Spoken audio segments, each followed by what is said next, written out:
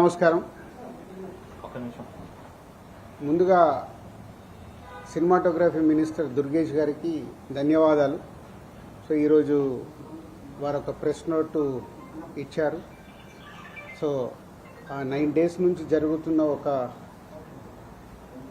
సిచ్యువేషన్ని వాళ్ళు ఈరోజు కన్క్లూడ్ చేయడం చాలా హ్యాపీగా ఉంది. సో ఇది సినిమా ఇండస్ట్రీ తరపున, తెలుగు సినిమా ఇండస్ట్రీ తరపున ఒక నిర్మాత, ఒక డిస్ట్రిబ్యూటర్, ఒక ప్రొడ్యూసర్గా ఒక దిల్ రాజు వారికి కృతజ్ఞతలు తెలియజేస్తున్నారు. సో సమస్య ఎక్కడో మొదలైంది. సో మినిస్టర్ గారు ఇచ్చిన స్టేట్మెంట్తో అన్నీ సద్దుమణిగిపోయాయి. సో మీడియా మిత్రులకు కూడా నా కోరిక అదే, ఆ కన్క్లూజన్ గురించే కొన్ని క్వశ్చన్స్కి కొన్ని ఆన్సర్స్ కావాలి కాబట్టి ఈరోజు నేను మిమ్మల్ని కలవడం జరుగుతుంది. దయచేసి దీంట్లో మిమ్మల్ని నేను కోరుకునేది ఎలాంటి కాంట్రవర్షియల్ పాయింట్స్ కానీ ఇక్కడ లేని మీరు అడుగుతూ అది డీవియేట్ అవ్వకుండా చూసుకోవాలని నా రిక్వెస్ట్ మీ అందరికీ. పోతే ఇది ఎక్కడ మొదలైందంటే April 19 east Godavari distributors, exhibitors అక్కడ ఒక మీటింగ్ చేసుకున్నారు. అప్పుడు ఆ మీటింగ్లో ఎగ్జిబ్యూటర్స్ కోరుకోవడం జరిగింది, వాళ్ళకున్న ప్రాబ్లం చెప్తూ. సో ఇట్లా థియేటర్లు వర్కౌట్ అవ్వట్లేదు కాబట్టి మాకు పర్సంటేజ్ విధానం ఉంటే బాగుంటుంది అని. సో పోతే అందరికీ ఎన్నిసార్లు ఉన్నా నేను ఒకటే చెప్పేది, ఈరోజు ప్రతి సినిమా సంవత్సరంలో 150 సినిమాలు రిలీజ్ అవుతే 90 సినిమాలు అందరూ పర్సంటేజ్ విధానంలోనే ఆడుతున్నారు. కొన్ని సినిమాలే రెంట్ ఆర్ పర్సంటేజ్ అనే విధానంలో ఆడుతున్నారు. సో ఈ రెంట్ ఆర్ పర్సంటేజ్ విధానంలో ఆడుతున్న దగ్గరే ఎగ్జిబ్యూటర్స్కి కొన్ని ఇబ్బందులు ఉన్నాయి.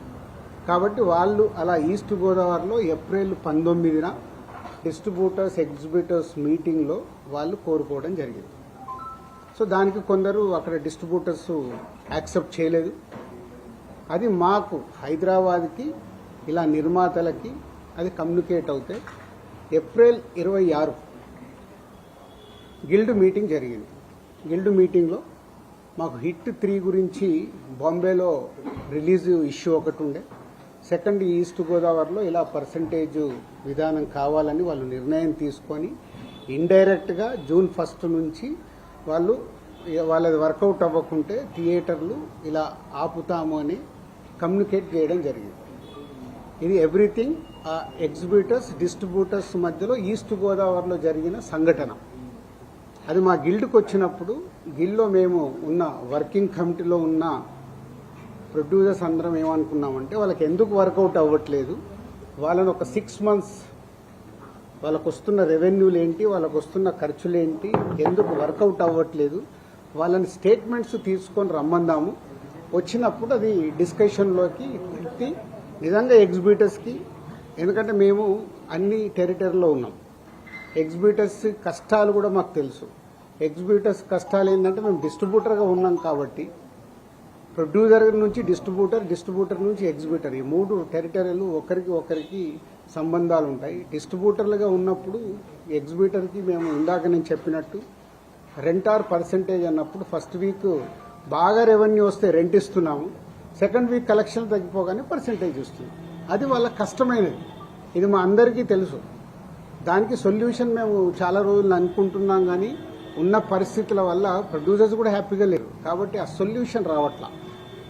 సో అలా April 26 గిల్డ్లో జరిగిన మీటింగ్ ద్వారా ఆ డిస్కషన్ అలా కంటిన్యూ అవుతే వాళ్ళని రమ్మని చెప్దామని అడగడం జరిగింది. సో ఇక్కడ అప్పుడు హరిహర వీరమల్లు అనే కళ్యాణ్ గారి సినిమా May 11 అనుకుంటాను ఒక రిలీజ్ డేట్ వాళ్ళు అనౌన్స్ చేసింది, మేలో ఉంది. సో తర్వాత అది షిఫ్ట్ అవ్వడము, టెక్నికల్ వాళ్ళ వర్క్ వల్లనో దేని వల్లనో షిఫ్ట్ అవ్వడం. అది షిఫ్ట్ అయ్యేది ఎప్పటికీ డేట్ ఇంకా లాక్ అవ్వలేదు అనుకుంటాను, ఇన్ April 26 టైంలో.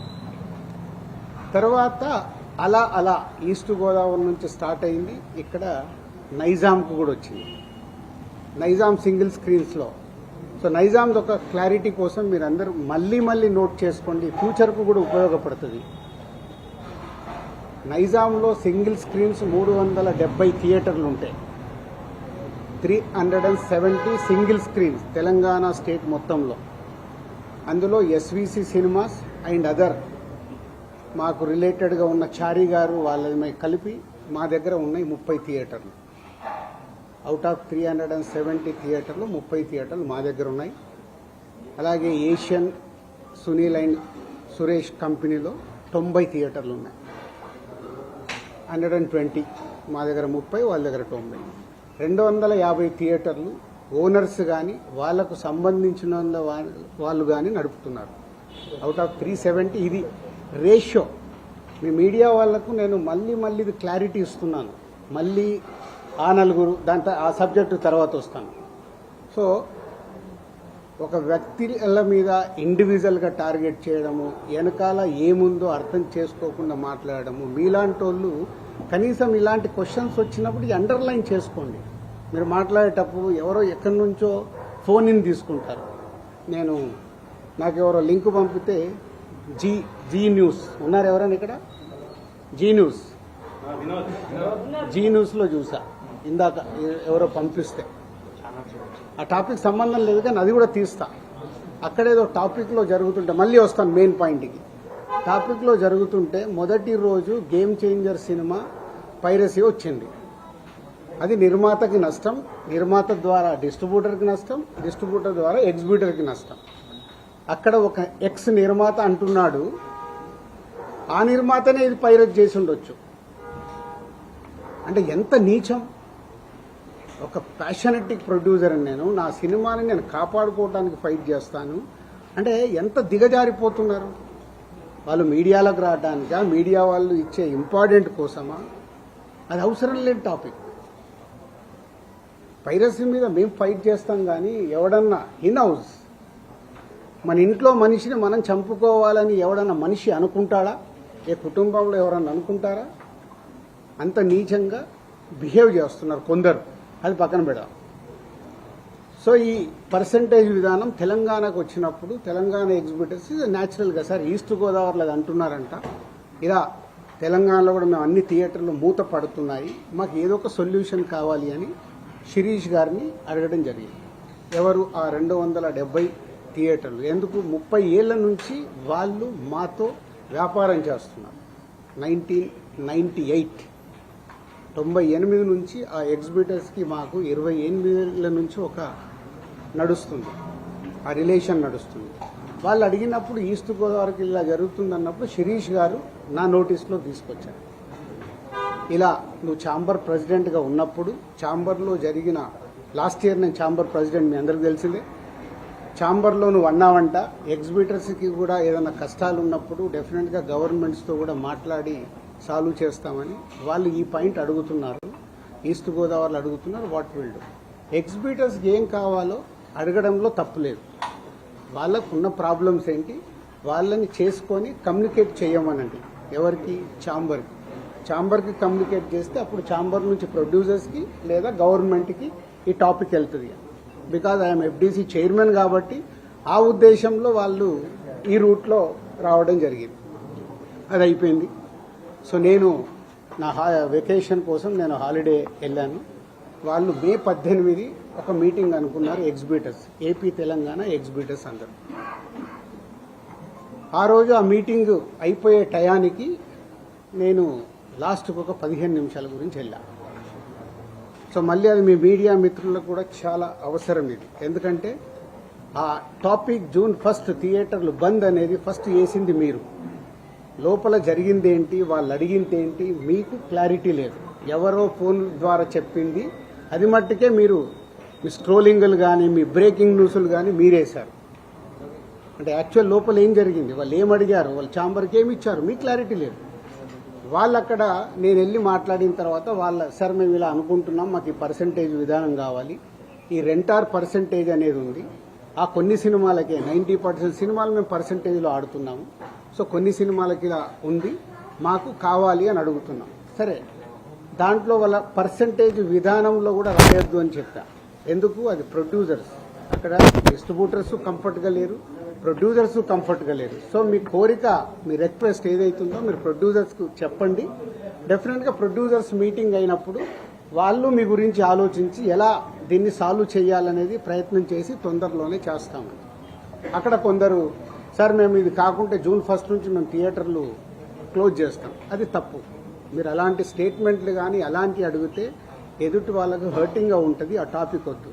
సో దీన్ని మీరు అందంగా మీ ప్రొడ్యూసర్స్కి ఛాంబర్ ద్వారా, ఏదైతే ఛాంబర్ మెయిన్ బాడీ ఉందో దాని ద్వారా డిస్ట్రిబ్యూటర్లకి ప్రొడ్యూసర్లకి కమ్యూనికేట్ అవుతే మళ్ళీ జాయింట్ మీటింగ్ అవుతుంది. జాయింట్ మీటింగ్ అయినప్పుడు దీనికి క్లారిటీ వస్తుంది, లేదా ఒక సొల్యూషన్ కోసం ప్రయత్నం జరుగుతుంది అని నేను చెప్పగానే ఆ రోజు అక్కడ ఉన్న వాళ్ళందరూ ఏకీభవించారు. నేను బయటకు వచ్చేసాను 15 నిమిషాల తర్వాత బయటకు వచ్చిన హాఫ్ అన్ అవర్కి ఏ ఛానల్లో చూసినా June 1 థియేటర్లు బంద్, June 1 థియేటర్లు బంద్, టక్ టక్ టక్ మెసేజ్లు వస్తుంది.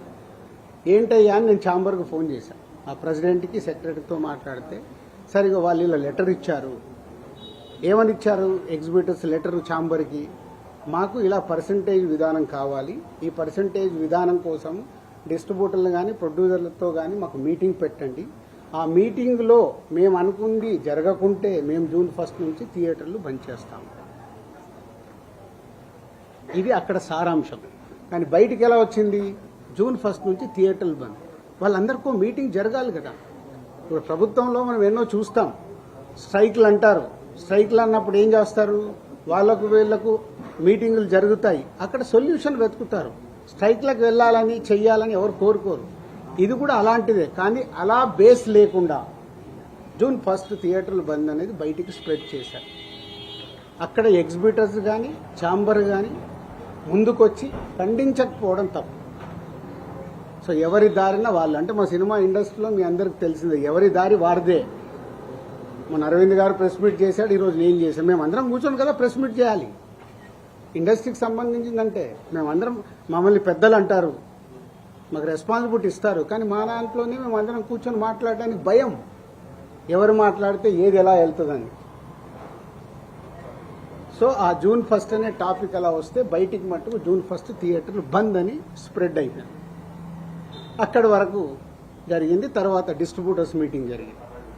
డిస్ట్రిబ్యూటర్స్ మీటింగ్లో వాళ్ళు నిర్ణయాలు తీసుకున్నారు. లేదు లేదు ఇలా కుదరదు, మా ప్రాబ్లమ్స్ మాకున్నాయి కాబట్టి June 1 నుంచి థియేటర్లు కంటిన్యూ అవ్వాలి, మేము సినిమాలు రిలీజ్ చేస్తాం, మాకెవరు థియేటర్లు ఇస్తే వాళ్ళకి ఇస్తామని.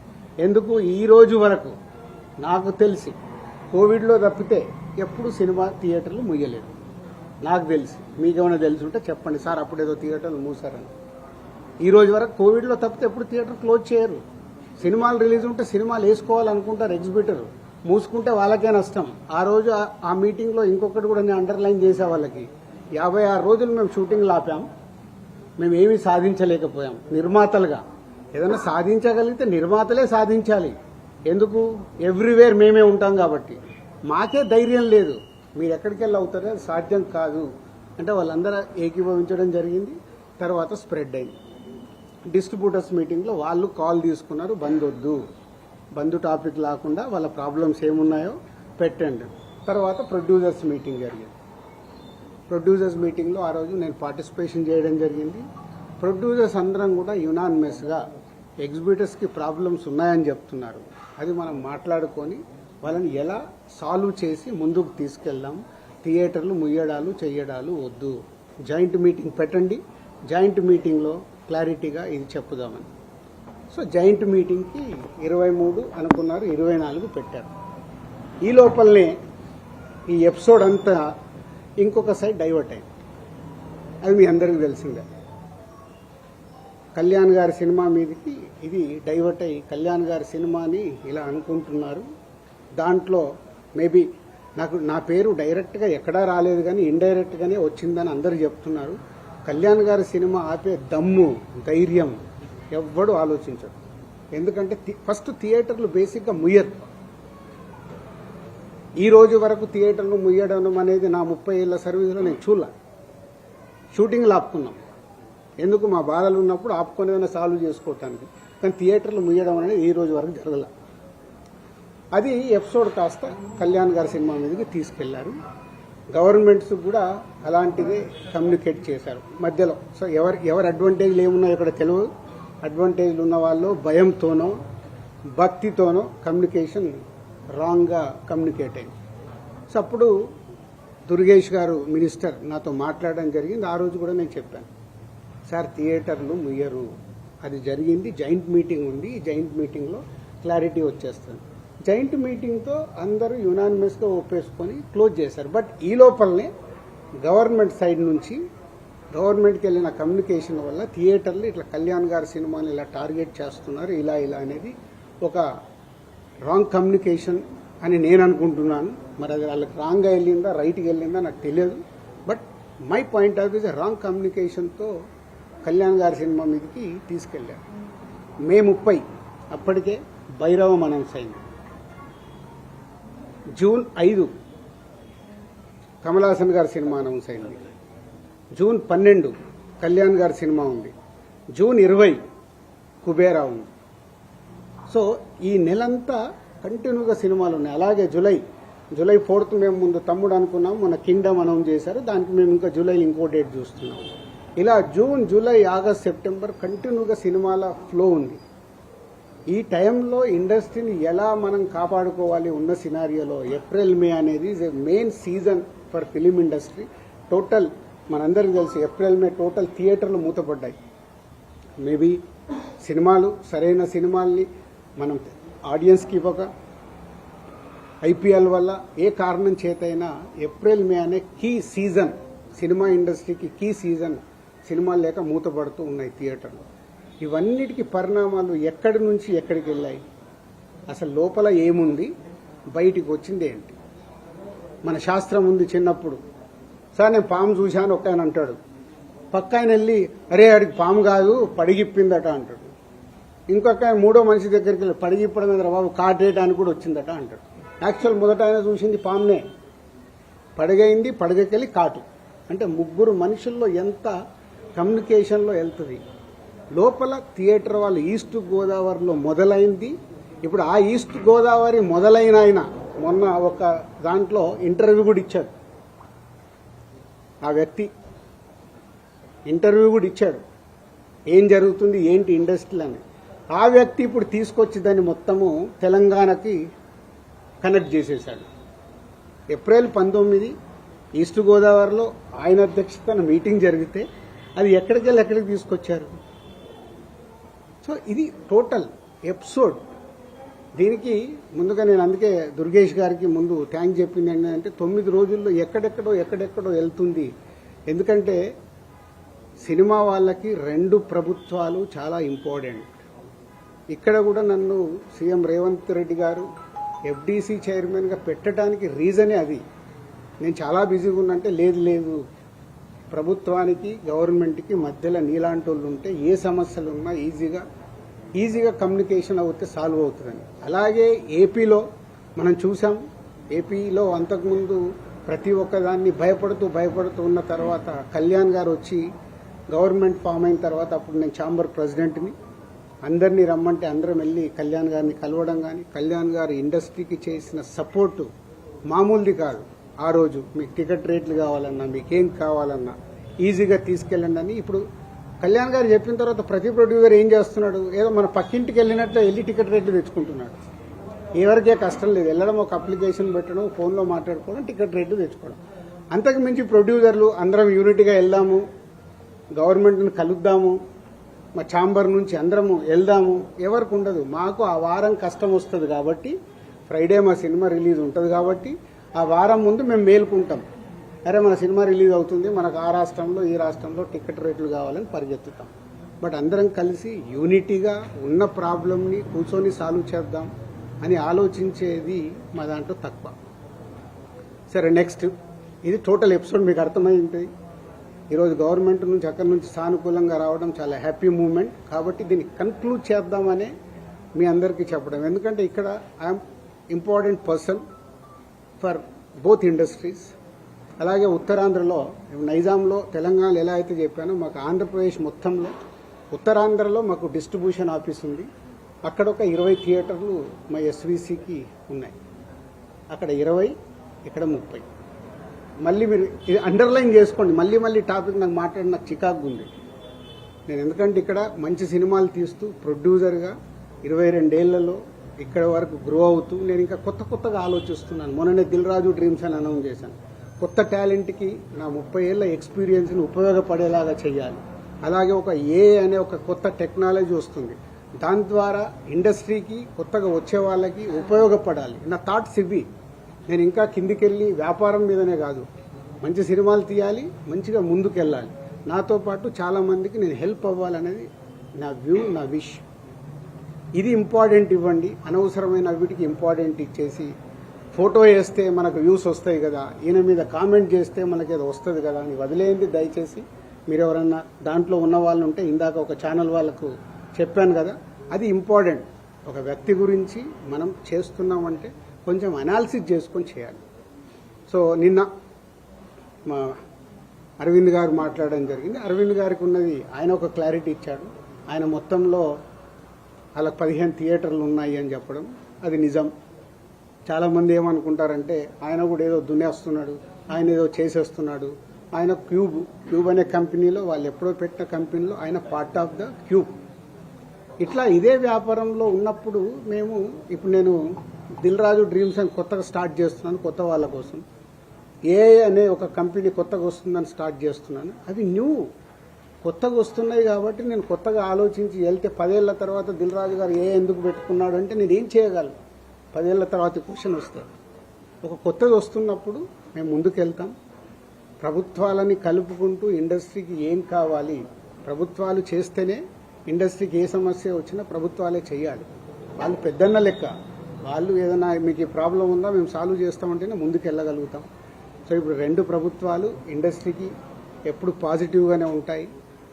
దుర్గేష్ గారు చెప్పారు, ఇక్కడ ఎఫ్డీసీ చైర్మన్గా నేను చెప్తున్నాను, ఇండస్ట్రీకి ఏది కావాలన్నా యూనిటీ, అక్కడే యూనిటీ ఉండదు. ఛాంబర్లోనే కొట్టుకుంటాం. ఒకరు పర్సంటేజ్ కావాలంటారు, ఒకరు రెంట్ కావాలంటారు, ఇంకొకరు ఇంకేదో అడుగుతారు, ఇంకొకరు వద్దంటారు. మాకు అక్కడ యూనిటీ ఉన్నప్పుడే ప్రభుత్వాల దగ్గరికి వెళ్ళి చేసుకోగలుగుతాం. ప్రభుత్వాలు ఎప్పుడు ఇండస్ట్రీకి అండగా ఉంటాయి. అది మనం అర్థం చేసుకొని ప్రభుత్వాల దగ్గరికి అర్జించి మనకు కావాల్సింది చేసుకోవడమే పద్ధతి. సో ఇప్పటికన్నా ఈ ఎపిసోడ్కి తెరదించి నెక్స్ట్ ఎగ్జిబిటర్స్కి ఏదైతే ప్రాబ్లమ్స్ ఉన్నాయన్నారో 30th ఛాంబర్లో ఈసీ మీటింగ్ ఉంది. మొన్న అందరము ఎగ్జిబిటర్స్, డిస్ట్రిబ్యూటర్స్, ప్రొడ్యూసర్స్ మీటింగ్లో అనుకోవడం జరిగింది. ఆ ఈసీ మీటింగ్లో నిర్ణయాలు తీసుకొని కమిటీ వేసుకొని, ఆ కమిటీ ద్వారా ఇప్పుడు ప్రభుత్వాలకి కూడా ఏ డిస్ట్రిబ్యూటర్స్తోనే పెద్ద ప్రభుత్వంకి సంబంధం ఉండదు, ఎందుకంటే అది ఓన్లీ ఫైనాన్షియల్ లావాదేవీలే ఉంటాయి. ఎగ్జిబిటర్కి, ప్రొడ్యూసర్స్కి ప్రభుత్వంతో కనెక్షన్ ఉంటుంది. ప్రొడ్యూసర్ అంటే సినిమా తీయాలి, వాళ్ళకి పర్మిషన్లు కానీ, టికెట్ రేట్లు కానీ, ఎక్కడైనా ఏదైనా ఈవెంట్ చేయాలంటే ప్రొడ్యూసర్కి కావాలి. ఎగ్జిబిటర్కి ఏమో ప్రతి సెంటర్లో వాళ్ళకి మొత్తం గవర్నమెంట్తో లింక్ అయి ఉంటాయి. ఈ 2 ఇంపార్టెంట్ టు కనెక్ట్ గవర్నమెంట్. వాళ్ళ ప్రాబ్లమ్స్ గవర్నమెంట్కి చెప్పి, తెలంగాణ గవర్నమెంట్ కానీ ఆంధ్ర గవర్నమెంట్కి కానీ మేము చెప్పి వాళ్ళ సమస్యలు సాల్వ్ చేయించి ముందుకెళ్తాం. సో ఇది మీరందరూ కూడా అర్థం చేసుకొని దీన్ని ఎలాంటి నెగిటివ్ పబ్లిసిటీ లేకుండా చేసి ఈ రోజుతో దీన్ని కన్క్లూడ్ చేస్తారని ఆశిస్తూ మీ అందరికీ ధన్యవాదాలు. వీటన్నిటి మీద క్లారిటీ వచ్చింది. అయితే ఆయన పవన్ కళ్యాణ్ గారు